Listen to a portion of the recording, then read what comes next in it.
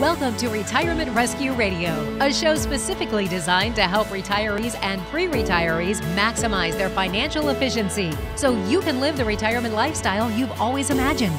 Your host is Nate Miller, investment advisor representative and author of the CPR Retirement Rescue Roadmap. Nate discusses thoughts and ideas from some of today's most knowledgeable professionals in the field of finance. He offers strategies along the way to help you make better financial decisions so you can maximize your retirement. This is Retirement Rescue Radio. Well, hey there. Welcome to another episode of Retirement Rescue Radio. I'm your host, Nate Miller, and today we're going to be going through the Psychology of Money book again by Morgan Housel. And we've got an interesting topic here. It's basically no one is crazy, or maybe nobody is as crazy as you think. And this is because that everybody has different experiences and stuff. So we'll launch into this here, but I want to give you a little bit of background because I want to continue a little bit about what we talked about last week. And the reason that I wanted to, talk a lot about this book is because, the healthcare industry, you could say, is a triumph of modern science. It's got rising life expectancy across the entire world. Scientific discoveries have replaced doctors' old ideas about how the human body works, right? And virtually everybody's healthier because of it. The money industry, investing, personal finance, business planning, that's a whole nother story.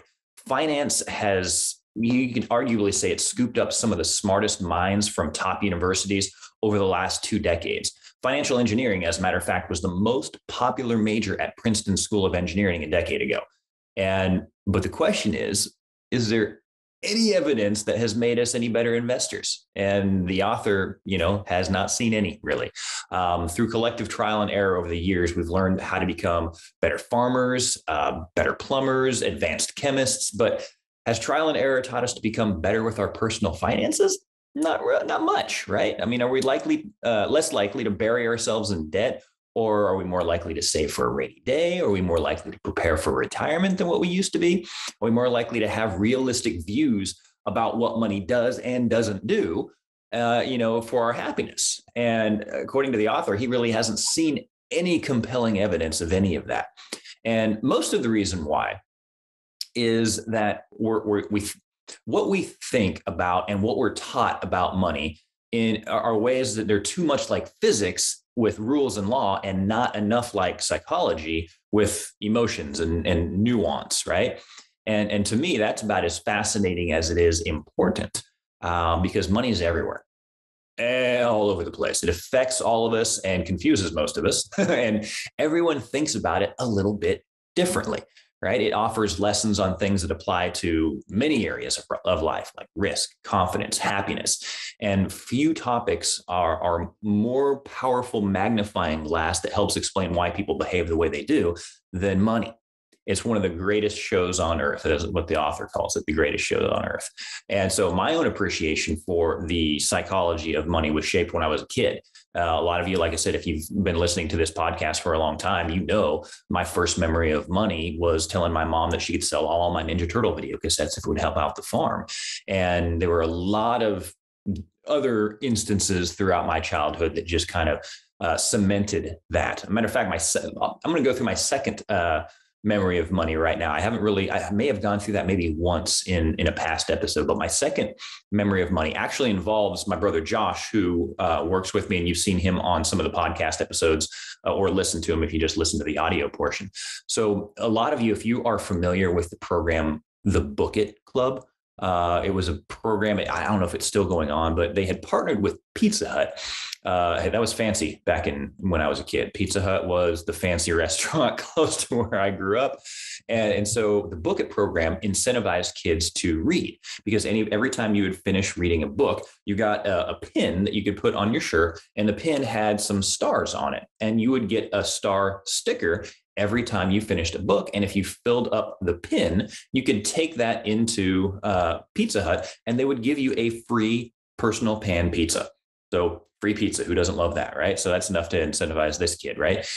So one time after church, and this was a big deal for our family, if we got to go to Pizza Hut after church, then something special was going on, right? And so we ended up being in Pizza Hut, and I had my Book It Club pizza that I was ordering.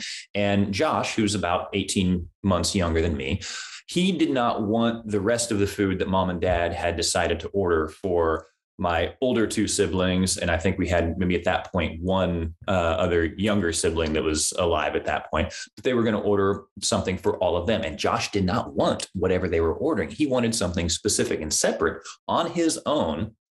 And this is, of course, after my first memory of money now, right? And I also only drink water because water's free. And so I didn't get a pop or anything, or a lemonade even, or a tea. I just got water. And Josh gets a root beer, because if you ask him, that's his favorite pop. So root beer, and some kind of a pizzone or a calzone or some kind of pasta dish or whatever is what he wanted at that time. And mom and dad got all of it for him. And I remember just sitting in my seat crying.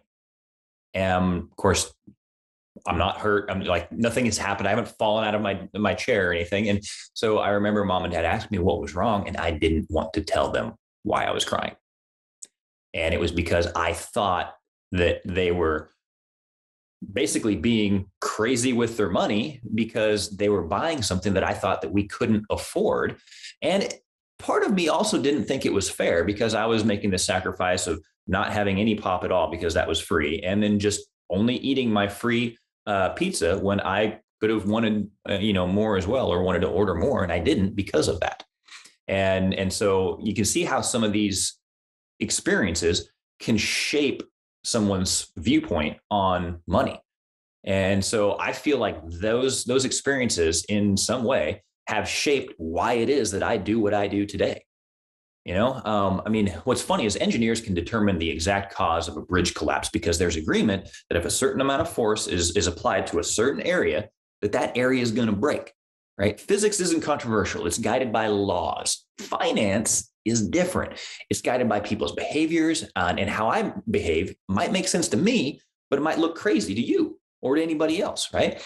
And so it goes on to say that the more that the author studied and wrote about the financial crisis of 2008, the more he realized that you can understand it better through a lens of psychology and history, not necessarily finance. And to grasp why people bury themselves in debt, you don't need to study interest rates. You need to study the history of greed and insecurity and optimism, right? And to understand why investors sell out at the bottom of a bear market, you don't need to study the math of expected future returns. You need to think about the agony of looking at your family and wondering if your investments are somehow ruining their future. And there's a saying that history repeats itself, but I actually like Voltaire's observation, where he said, history never repeats itself. Man always does. So I don't know if this next quote is attributable to somebody. At least I haven't been able to find who it is. Maybe it's attributable to the author, right? But it says that your personal experiences with money make up about 0.0000001% of what has happened in the world, but it probably makes up about 80% of how you think the world works. And because of that, the author really thinks that nobody's really crazy when it comes to their money. People may do crazy things with their money, but nobody is crazy. Because here's the thing, people from different generations, raised by different parents who earned different incomes, held different values in different parts of the world, born into different economies, experiencing different job markets with different incentives and different degrees of luck, learn very different lessons. And everyone's got their own unique experience on how the world works, and what you've experienced is far more compelling than what you learned secondhand. So all of us, you, me, from person to person, what seems crazy to you might make sense to me, right? The person who grew up in poverty thinks about risk and reward in ways that the kid of a wealthy banker can't even fathom if he tried, and the person who grew up when inflation was high experienced something that the person that grew up with stable prices never had to. The stockbroker that lost everything during the Great Depression experienced something the tech worker basking in the glory of the late 1990s can never imagine. Or if you think about the Australian who hasn't seen a recession in 30 years, has experienced something that no American ever has, and the list just goes on and on, right? It's like, I know stuff about money that you may not know. You may know stuff about money that I don't know, right? And that's not because one of us is any smarter than the other or has any better information. It's because we've lived different lives shaped by different and equally persuasive experiences, right? And so equally smart people can disagree about how and why recessions happen, or how you should even invest your money, what you should prioritize, and how much risk you should take, and so on and so forth, right?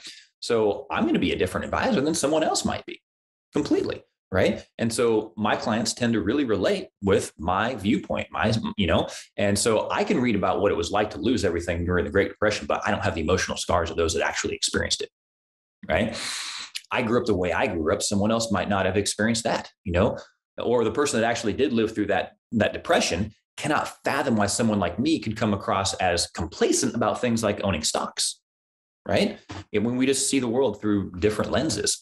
And it's why earlier, I think in the last episode where I talked about the guys skipping rocks with $1,000 coins, I cannot imagine doing that, because in my opinion, that is a complete lack of respect for money and the effort and the work that it took to get that money, right? That's how I look at it. But based off of his experiences, he had a completely different outlook on it, right?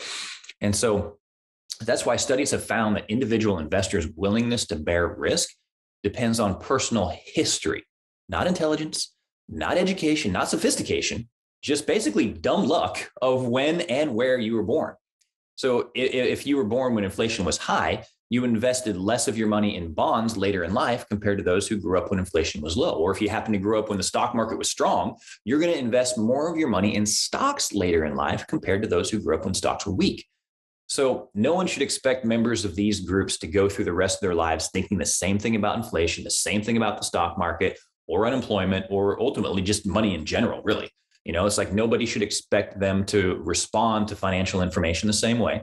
Nobody should assume that they're going to be influenced by the same incentives, and no one should expect them to trust the same sources of advice either. No one should expect them to agree on what matters, what's worth it, or which is likely to happen next, or especially what the best path forward might be from here, right? And so what's funny though, it's my job to listen to all these different groups of people, right? With their different backgrounds and their different experiences and their different motivations and their different emotions around money. And then we have to develop plans for all of them. And so this is what, all financial advisors have to do.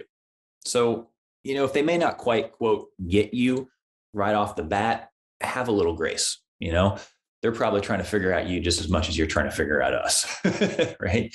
And so maybe this might help all of us become a little bit more empathetic as well when we look at what someone may have done with their money and just thought it was absolutely crazy, right? I can think of, I believe it was probably very easy to think of family members that you may have thought, why the heck did they do that with their money? Or why did this person do that? This person do this? Why did my mother-in-law? Why did my brother-in-law? Why did my sister-in-law? XYZ, right? Fill in the blank. Well, they still had a little bit of a different experience than you did. I had this experience in my family. I've talked to my siblings that they didn't have that experience. Like they understood that money was, tight, but like I don't want to call it traumatic, but like the emotions that I had at the time that I had it, because mom and dad were starting to go through that, the bankruptcy that they didn't actually go through. They didn't file bankruptcy, but those were the tightest times. And that just happened to be right when I was starting to be able to figure stuff out. So my older siblings, they were around mom and dad during good times, and then this happened, right? So that's a different experience.